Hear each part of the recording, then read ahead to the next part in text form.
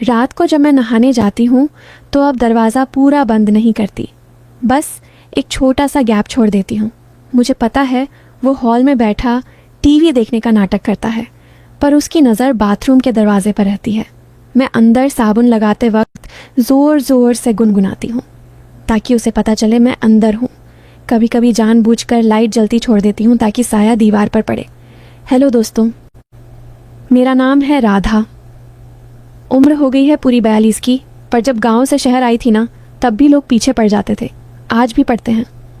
लोग कहते हैं राधा भाभी तो आज भी 32 से ज़्यादा नहीं लगती। मैं हंस देती हूँ, पर अंदर से मज़ा आता है। कमर अब भी 28 से 29 की है। साड़ी का पल्लू मेरे हाथ से ज़्यादा खुद ही फिसलता रहता है, और चलती हूँ तो लोग कहते हैं अरे भाभी की चादर में तो कुछ और ही बात है। मैं बस मुस्कुरा के टाल देती हूँ। मेरे साथ रहता है मेरा देवर, नाम है विक्की, उम्र 29 की, लंबा चौड़ा, जिम जाता है रोज़, कंधे ऐसे कि 2 हाथों से भी नहीं नापे जा सकते। आवाज़ इतनी भारी कि जब भाभी बोलता है ना तो दिल में कुछ हलचल सी हो जाती है।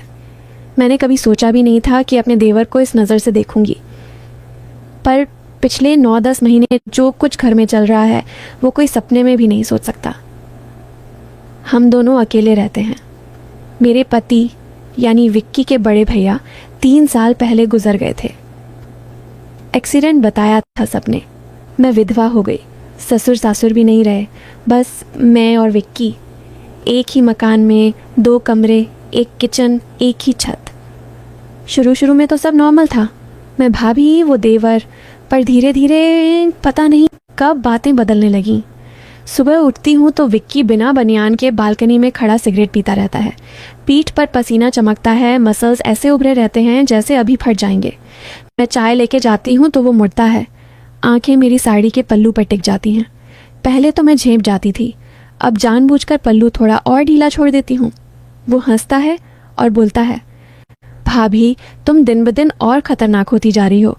मैं हंस के कहती हूँ, अरे देवर जी, तुम भी तो दिन ब दिन और भारी होते जा रहे हो, कुछ तो रहम करो हम विधवाओं पर। वो पास आता है, चाय का कप लेते वक्त मेरी उंगलियां छू जाता है जानबूझकर। मेरी सांस रुक सी जाती है। रात को जब मैं नहाने जाती हूँ तो अब दरवाज़ा पूरा बंद नहीं करती, बस एक छोटा सा गैप छोड़ देती हूँ। मुझे पता है वो हॉल में बैठा टीवी देखने का नाटक करता है, पर उसकी नज़र बाथरूम के दरवाजे पर रहती है। मैं अंदर साबुन लगाते वक्त ज़ोर ज़ोर से गुनगुनाती हूँ ताकि उसे पता चले मैं अंदर हूँ। कभी कभी जानबूझकर लाइट जलती छोड़ देती हूँ ताकि साया दीवार पर पड़े। एक दिन तो हद ही हो गई। मैं नहा के निकली, सिर्फ पेटीकोट और ब्लाउज में, बाल गीले। विक्की सोफे पर लेटा था। मैंने उसकी वाइट शर्ट उठाई जो सोफे पर पड़ी थी और पहन ली। बटन नहीं डाले, बस 2 बटन नीचे से बंद किए। शर्ट मेरी जांघों तक भी नहीं आ रही थी। मैं किचन में चाय बनाने चली गई। विक्की उठा और पीछे पीछे आ गया। मैंने झुक के गैस जलाई तो शर्ट ऊपर खिसक गई। मैंने बनावटी गुस्सा किया, क्या देख रहे हो? वो पास आया, मेरी कमर पर हाथ रख के बोला, भाभी तुम्हें पता है ना तुम क्या कर रही हो? मैंने उसकी छाती पर हाथ रख के धक्का दिया, हल्का सा। हटो बदमाश, चाय पी लो। पर उस दिन के बाद से कुछ और ही हो गया। वो रात भर मेरे कमरे के बाहर टहलता। मैं भी दरवाज़ा खुला छोड़ देती। कभी कभी वो अंदर आ जाता, मेरे बगल में लेट जाता, कुछ नहीं बोलता, बस हाथ मेरे हाथ पर रख देता। मैं भी चुप रहती। हम दोनों जानते थे कि अगर एक शब्द भी बोला तो सब खत्म हो जाएगा या शुरू हो जाएगा। फिर एक रात, वो रात मैं कभी नहीं भूल सकती। मैं लेटी थी, लाइट बंद थी, सिर्फ बाहर स्ट्रीट लाइट का उजाला आ रहा था। विक्की धीरे से आया, मेरे बगल में लेट गया। उसने मेरे कंधे पर हाथ रखा। मैंने कुछ नहीं कहा। उसका हाथ धीरे धीरे मेरी गर्दन पर आया, फिर गाल पर। मेरी सांस तेज हो गई। उसने मेरे कान में फुसफुसाया, भाभी, मैंने तुम्हें कभी भाभी की नज़र से नहीं देखा। मुझे सिर्फ तुम चाहिए, वो वाला प्यार, पूरा का पूरा। मेरी आंखें बंद हो गईं। मैंने कुछ नहीं बोला। उसने मेरा मुंह अपनी तरफ घुमाया। होंठ करीब आ रहे थे। मेरी कमर में उसका हाथ कस गया। और ठीक उसी वक्त दरवाज़ा जोर से खुला। बाहर खड़ी थी मेरी ननद यानी विक्की की छोटी बहन पूजा। वो पिछले 2 दिन से मायके आई थी, पर हम दोनों इतने खोए हुए थे कि हमें याद ही नहीं रहा। उसके हाथ में मोबाइल था, रिकॉर्डिंग चल रही थी, उसने सब देख लिया। अगले 2 घंटे में पूरी बिरादरी इकट्ठी हो गई। मुझे रंडी, कुल्टा, विधवा का लालची बदन, हर गाली मिली। विक्की चुप रहा। मुझे घर से निकाल दिया गया, सामान भी नहीं ले जाने दिया। मैं एक ऑटो में बैठी और शहर के उस कोने में पहुंची जहां कोई मुझे जानता तक नहीं था। किराए का एक छोटा सा कमरा लिया। दिन रात रोती, खाना बंद, सोचती अब मर ही जाऊंगी। विक्की गायब, फ़ोन नहीं उठाता। मैंने सोचा वो भी शर्मिंदा है या डर गया। फिर एक रात घंटी बजी। मैंने रोते हुए दरवाज़ा खोला। सामने खड़ा था विक्की, हाथ में एक पेन ड्राइव, आंखें लाल। उसने घुटने पर बैठते हुए कहा, भाभी अब पूरा सच सुन लो, रोना बंद करो। वो अंदर आया। मैं अब भी रो रही थी। उसने पेन ड्राइव मेरे हाथ में दी और बोला, ये देखो, और फिर मुझे गाली देना। मैंने लैपटॉप खोला। उसमें ढेर सारी वीडियो थी, मेरे नहाते वक्त की, पल्लू गिराते वक्त की, रात को बेड पर लेटे हुए हम दोनों की, सब कुछ। मैं चीख पड़ी, ये तूने बनाई? वो बोला, हाँ मैंने बनाई, और पूजा को पैसे देके कहा था कि ठीक उसी वक्त दरवाज़ा खोलना जब मैं तुम्हारे सबसे करीब आऊं। सब प्लान था भाभी, सब। मैंने उसका कॉलर पकड़ लिया। क्यों किया तूने ऐसा? वो रोने लगा। बोला, क्योंकि तुम्हारी जान को खतरा था। तुम्हारा पुराना बॉयफ्रेंड राजू, वो तुम्हें मारने वाला था। उसने भैया का एक्सीडेंट नहीं होने दिया था, कत्ल किया था। मुझे सारे प्रूफ मिल गए थे। वो पिछले 1 साल से तुम्हारे पीछे पड़ा था। मैंने उसे मैसेज किया, अब राधा मेरी है, ये वीडियो देख, अगर जिंदगी प्यारी है तो हमेशा के लिए गायब हो जा। उसने वीडियो देखे, डर गया। आज वो देश से बाहर है, कभी लौटने की हिम्मत नहीं करेगा। मैं सन्न रह गई। वो बोला, पर तुम्हें सच कभी नहीं बताना था, इसलिए मैंने खुद को और तुम्हें दुनिया की नज़रों में गिरा दिया ताकि तुम सुरक्षित रहो। मैंने सोचा था तुम मुझे हमेशा के लिए गाली देती रहोगी, पर तुम जिंदा रहोगी। मैं कुछ बोल नहीं पाई, बस उसे गले लगा के रोने लगी। उस रात हम दोनों रोते रहे, पर इस बार खुशी के आंसू थे। आज हम फिर उसी घर में हैं। दुनिया आज भी मुझे गाली देती है, पर हमें कोई फ़र्क नहीं पड़ता, क्योंकि हम जानते हैं जो बाहर से सबसे गंदा लग रहा था वही सबसे पवित्र था।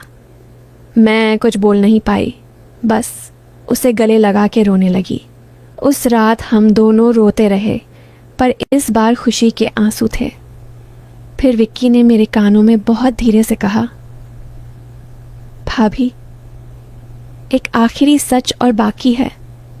वो सुनने के बाद तुम चाहो तो मुझे गोली मार देना। मैं हटी, उसका चेहरा देखा। उसकी आंखें अब भी गीली थीं, पर अब उनमें डर था। मैंने पूछा, अब और क्या बचा है विक्की? वो ज़मीन पर बैठ गया, हाथ जोड़ लिए। बोला, भाभी राजू ने भैया का कत्ल नहीं किया था, मैंने किया था। मेरा दिल एकदम रुक सा गया। मैं पीछे हटी, मेरी पीठ दीवार से टकराई। वो रोते हुए बोला, 3 साल पहले जब भैया जिंदा थे मैं सिर्फ 26 का था। मैं तुम्हें देखता था, रोज़ देखता था। भैया के सामने हंसती थी तुम, मेरे सामने आंखें झुका लेती थी। मुझे पता था तुम्हें भी कुछ कुछ लगता है, पर भैया थे ना। बीच में दीवार। एक रात मैंने भैया को शराब पिलाई, बहुत पिलाई। फिर उनकी गाड़ी में ब्रेक फेल कर दिया। सुबह न्यूज़ आई कि एक्सीडेंट हो गया।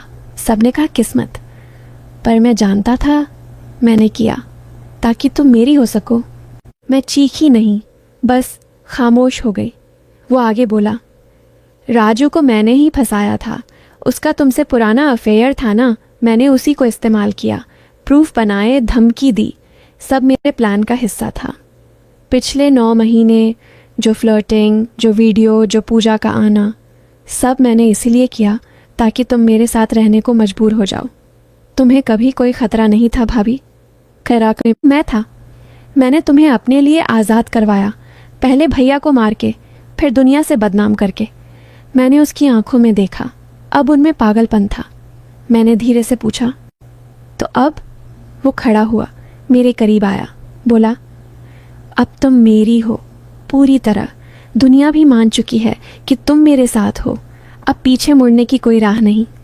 मैंने मुस्कुरा दी। पहली बार उस रात मैंने सच में मुस्कुराया। फिर मैंने अपना फ़ोन निकाला जो पिछले 10 मिनट से रिकॉर्डिंग पर था। उसकी सारी कबूलियत, उसकी सारी सच्चाई सब रिकॉर्ड हो चुकी थी। मैंने फ़ोन उसकी तरफ बढ़ाया और बोली, विक्की, तुम भूल गए, मैं विधवा हूं पर मूर्ख नहीं। जब तुमने पेन ड्राइव दी थी ना, उसी वक्त मुझे शक हो गया था। इसलिए मैंने पुलिस थाने में पहले ही कॉल कर दी थी। बाहर गाड़ी खड़ी है, इंस्पेक्टर अंदर आने ही वाला है। दरवाज़ा खुला, 2 पुलिस वाले अंदर आए। विक्की के हाथ में हथकड़ी लगी। मैंने उसकी आंखों में देखा और आखिरी बार बोली, तूने मुझे आज़ाद करने के लिए मेरे पति को मारा था। मैंने तुझे सज़ा दिलाने के लिए खुद को बदनाम होने दिया। अब सच में मैं आज़ाद हूँ। वो कुछ बोलता उससे पहले पुलिस उसे ले गई। आज मैं अकेली हूँ, पर सच में अकेली। दुनिया आज भी मुझे गाली देती है, पर अब मुझे कोई फ़र्क नहीं पड़ता, क्योंकि अब मेरे पास एक सच है जो मैंने खुद लिखा। बोलो दोस्तों, कौन जीता? तो सुनो दोस्तों, जो मैंने आज तुम्हें अपनी ज़ुबानी सुनाया, ये सिर्फ़ एक कहानी नहीं थी। ये मेरी ज़िंदगी का वो काला सफ़ेद सच था जो मैंने पहली बार किसी के सामने रखा। अब मैं चुप नहीं रहूँगी। अब हर हफ्ते ऐसी ही एक सच्ची सी लगने वाली कहानी जो दिल को हिला दे, दिमाग को चकरा दे और अंत में सच का वो तमाचा मारे कि तुम रात भर सो न सको, वो मैं तुम तक पहुंचाती रहूँगी। नाम रखा है मैंने अपनी इन कहानियों का, गीता की गुप्त कहानियाँ। अगर तुम्हें आज का ये झटका पसंद आया, अगर तुम भी चाहते हो कि हर बार मैं तुम्हारे लिए ऐसा ही तूफ़ान लाऊं, तो अभी नीचे लाल वाला सब्सक्राइब बटन दबा दो, घंटी को ऑल पर कर दो और इस वीडियो को लाइक और शेयर कर दो अपनी हर उस दोस्त के साथ जिसे लगता है कि वो सच झेल सकता है, क्योंकि अगली कहानी उससे भी ज़्यादा खतरनाक होने वाली है। मिलते हैं अगले हफ्ते। तब तक अपना ख्याल रखना, और हाँ, रात को अकेले में दरवाज़ा ज़रा ठीक से बंद करके सोना। कभी कभी जो सबसे करीब लगता है ना, वो सबसे खतरनाक होता है। जय हिंद। गीता की गुप्त कहानियाँ, सच का दूसरा नाम।